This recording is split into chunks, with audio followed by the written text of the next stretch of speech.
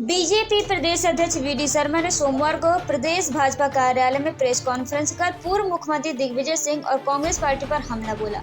उन्होंने कहा कि दिग्विजय सिंह झूठ परोसने का प्रयास कर रहे हैं। कांग्रेस में आज भी अंग्रेजों के जीन्स हैं।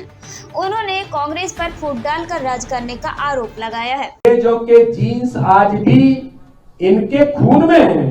मैं बड़ी गंभीरता के साथ कहना चाहता हूं, धारा 370 किसने लगाई थी? क्या बाबा साहब अम्बेडकर धारा 370 से सहमति उनकी थी? और वो धारा 370 जिसके अंदर प्रावधान था कि जो सफाई कर्मी मित्र है वो जिंदगी भर सफाई कर्मी ही रहेगा, चाहे उसका बेटा कितना ही टैलेंटेड हो, कितना ही पढ़ सकता ही नहीं है।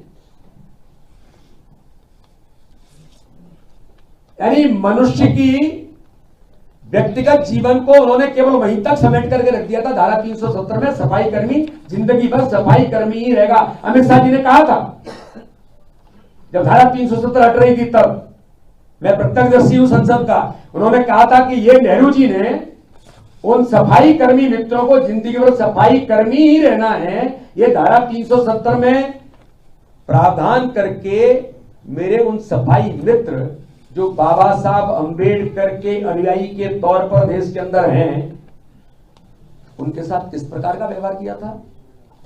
वीडी शर्मा ने कांग्रेस पर आरोप लगाया कि यूपीए 2 के शासन के दौरान 2012 में एनसीईआरटी की किताब में एक चित्र में पंडित नेहरू को बाबा साहब अम्बेडकर को कोड़े मारते दिखाया गया।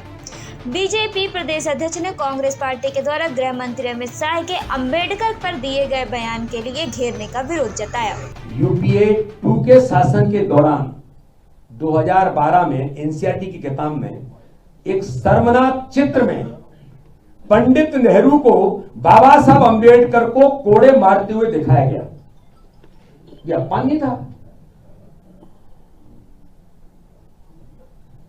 एनसीईआरटी की पुस्तक, केंद्र की सरकार, आपका प्रधानमंत्री, लेकिन दुर्भाग्य है कि बाबा साहब को समय समय पर आपने अपमानित करने का काम किया। मैं कोई भारतीय जनता पार्टी का नेतृत्व तो इस बात के लिए कोई ये नहीं कहता हमने कोई एहसान किया है। ये बाबा साहब अम्बेडकर के विचारों को जमीन पर उतारने के लिए जिम्मेदारी है, क्योंकि अगर देश एक सूत्र में रहा तो बाबा साहब अम्बेडकर के विचारों के कारण से ही रहा, बाबा साहब के व्यक्तित्व कर्तृत्व के कारण से ही रहा। तो इसलिए आज मैं जो दिग्विजय सिंह जी ने यहां और कांग्रेस जिस प्रकार से देश को फिर झूठ की राजनीति परोसने का काम कर रही है, उन्होंने कहा मोदी जी, अमित शाह जी और भाजपा का पूरा नेतृत्व बाबा साहब अम्बेडकर और महात्मा गांधी के विचारों से परिपूर्णता के साथ देश के अंदर काम हमारा करता है। न देश टूटेगा न कश्मीर जलेगा, लेकिन जो देश में इस प्रकार के जो लोग हैं जो हमारे दलित समुदाय के साथ ऐसे व्यवहार करते हैं, उनका स्थान संसद में नहीं होगा।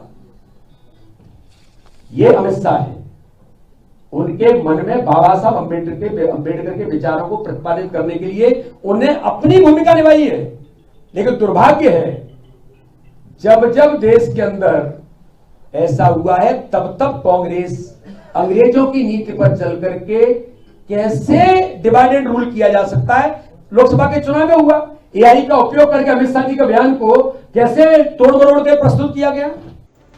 वीडी शर्मा ने कहा कि दिग्विजय सिंह जी ने कहा था कि गांधी चाहते थे कि बाबा साहब अम्बेडकर को संविधान सभा का अध्यक्ष बनाया जाए। मैं यह पूछना चाहता हूं कि कांग्रेस पार्टी ने कब गांधी जी और बाबा साहब के विचारों पर काम किया। लेकिन इस धारा 370 से मुक्ति दिलाने का काम किसने किया? तो देश के गृह मंत्री अमित शाह जी ने प्रधानमंत्री मोदी जी के नेतृत्व में कहा था संसद के अंदर, जब वैसे विरोध कर रहे थे कि देश जल जाएगा, कश्मीर टूट जाएगा, देश टूट जाएगा, कश्मीर जल जाएगा, तब अमित शाह जी ने कहा था ना कश्मीर टूटेगा, न देश टूटेगा, ना कश्मीर जलेगा। लेकिन जो देश में इस प्रकार के जो लोग हैं जो हमारे दलित समुदाय के साथ ऐसे व्यवहार करते हैं, उनका स्थान संसद में नहीं होगा। ये अमित शाह है, उनके मन में बाबा साहब अम्बेडकर के विचारों को प्रतिपादित करने के लिए उन्हें अपनी भूमिका निभाई है। लेकिन दुर्भाग्य है जब जब देश के अंदर ऐसा हुआ है, तब तब कांग्रेस अंग्रेजों की नीति पर चल करके कैसे डिवाइड एंड रूल किया जा सकता है। लोकसभा के चुनाव में हुआ, एआई का उपयोग करके अमित शाह जी के बयान को कैसे तोड़ मरोड़ के प्रस्तुत किया गया। वीडी बोले, बाबा साहब को चुनाव हराने नेहरू सभा ने सभा की थी। बीजेपी प्रदेश अध्यक्ष वीडी शर्मा ने दिग्विजय सिंह के उस बयान का जवाब दिया जहां दिग्विजय सिंह ने कहा था कि अमित शाह ने बाबा साहब को अपमानित किया। वीडी ने कांग्रेस नेतृत्व से पूछा कि किसने बाबा साहब का अपमान किया और तिरस्कार किया। कांग्रेस का नेतृत्व राहुल गांधी, सोनिया गांधी, प्रियंका गांधी और दिग्विजय सिंह जवाब दें कि बाबा साहब को देश में कानून मंत्री से इस्तीफा क्यों देना पड़ा था। उन्होंने इस मामले में जवाहरलाल नेहरू पर भी निशाना साधा। वीडी शर्मा ने कहा कि नेहरू जी का ऑन रिकॉर्ड वक्तव्य है कि इससे कोई फर्क नहीं पड़ता। वीडी शर्मा ने कहा, बाबा साहब को चुनाव हराने के लिए आपके नेता नेहरू जी दो बार उनके खिलाफ सभा करने क्यों गए थे। वीडी शर्मा ने कांग्रेस पर आरोप लगाया कि उन्होंने गांधी परिवार के सदस्यों को भारत रत्न दिया लेकिन बाबा साहब अम्बेडकर को नहीं।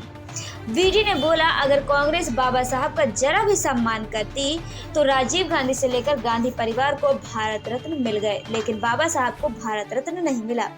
उन्होंने कहा, हमारे नेतृत्व में मन में बाबा साहब अम्बेडकर के प्रति सम्मान है। भारतीय जनता पार्टी के नेतृत्व की सरकारों ने ही बाबा साहब को भारत रत्न देकर सम्मानित किया।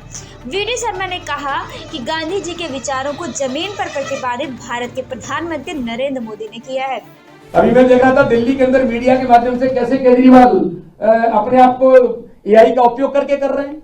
ये कांग्रेस का कुत्सित चरित्र, ऐसे प्रयास जो देश में ये करना चाहती है कांग्रेस, इससे अमित शाह जैसा व्यक्तित्व जिसके जीवन में केवल और केवल संपूर्ण जीवन अपना देश में लगा करके, देश के लिए लगा करके, वो गरीबों के कल्याण के लिए बाबा साहब अम्बेडकर के विचारों पर काम करने वाला नेतृत्व है, वो इन चीजों से आप उन्हें बदनाम नहीं कर सकते। दुर्भाग्य है कांग्रेस इस प्रकार से तोड़ मरोड़ करके जो प्रयास कर रही है।